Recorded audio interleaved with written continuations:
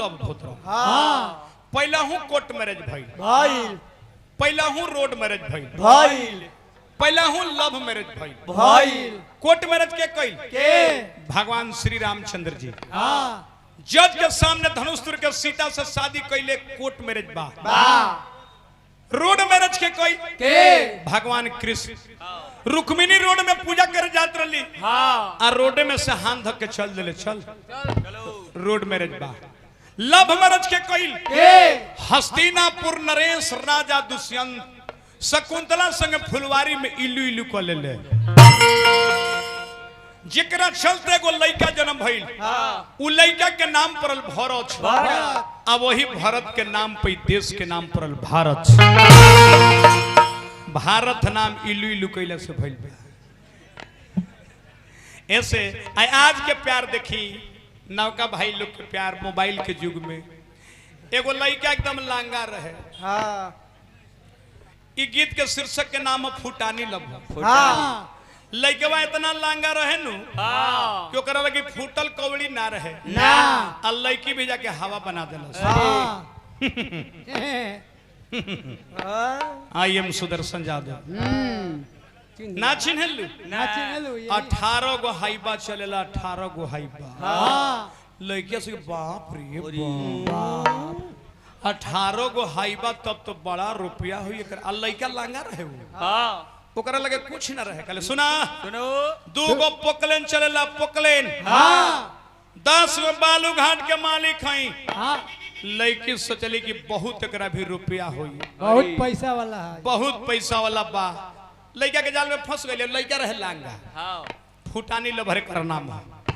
कहले लड़का के सुना सुना हो ई पातर सिकरी पहनले बाड़ू हाँ चला तार के पटना में सिकरी ले तानी बढ़िया के हाँ। कय भर के लेबू 3 भर के हमारी जातिये ले लेबू तो इतना रुपया वाला 3 भर के सिकरी का तरह के 1.25 किलो के सिकरी ले आ लड़का रहे लांगा कहले कि चला पहले मोरिया होटल में खाइल जाई हाँ पटना मोरिया होटल में जाई तो 500 रुपए के 1 कप चाय मिलेला उस अब विचार करे कि कौन दूध के चाय बनावे लंसो हाँ 500 रुपए के 1 कप चाय अब लड़का भी पैसा ना रहे उमरिया होटल में ले जाता ना उ ले गई एगो गोलगप्पा के दुकान पर हाँ आ खड़ा कर गोलगप्पा के स्वाद लो आ 2 गो बेचारी खैली तो लेकर सुना सुना हो हमार बाबूजी इमरजेंसी फोन कर चला बिहान सिकरी ले आई घरे ले चल आई लड़कवा हवा बांध सखियन सोच सकी आए है आए सिकरी लेवे गोइल बे नया प्यार कोइले बा हाँ हाय हाय जिया करे अरे प्यारवा सरल सिकरी खिनाई ना ए सखी का हो का बताई हाँ बता उ तो लंगा रहे लंगा रहे ऐसे हमरा कहे पर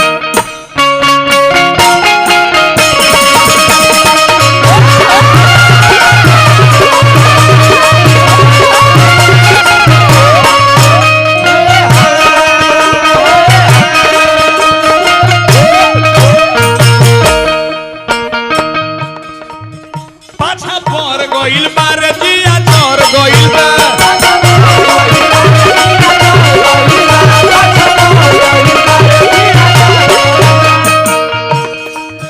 नहीं प्रीत हमरा चीत से उतर गइल बा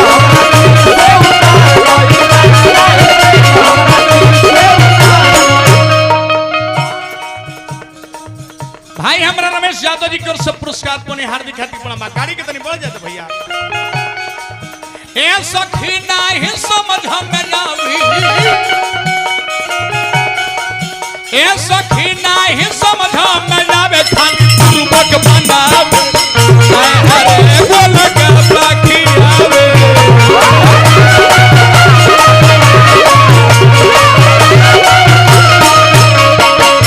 आय हरे गोलक बाकी आवे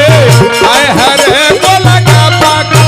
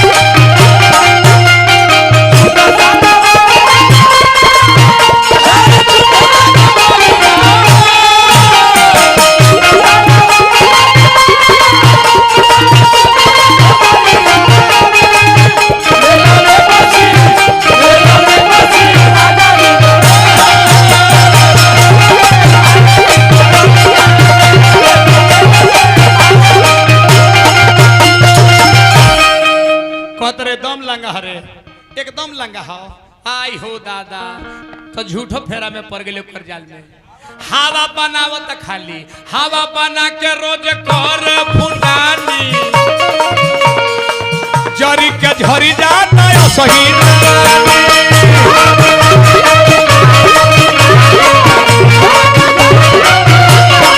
हवा बना के रोज कर फुटानी जरी के झरी जाता है सही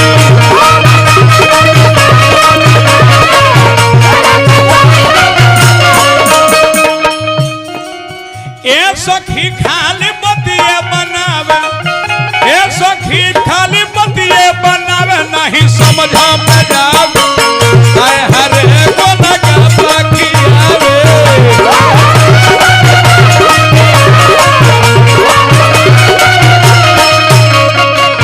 आए हरे को लगा बाकी आवे आए हरे को लगा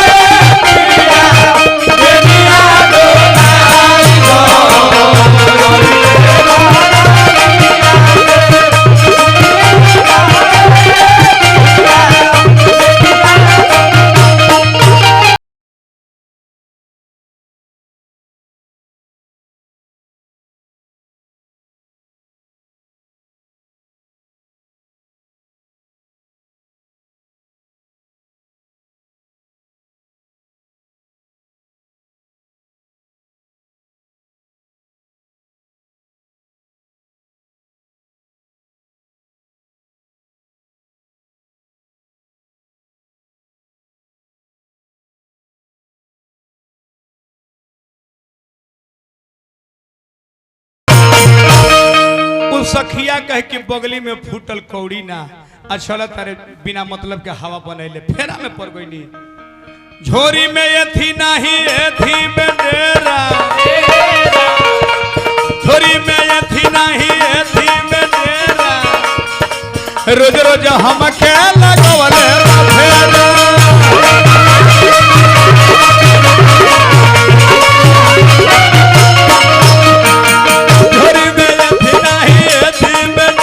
हम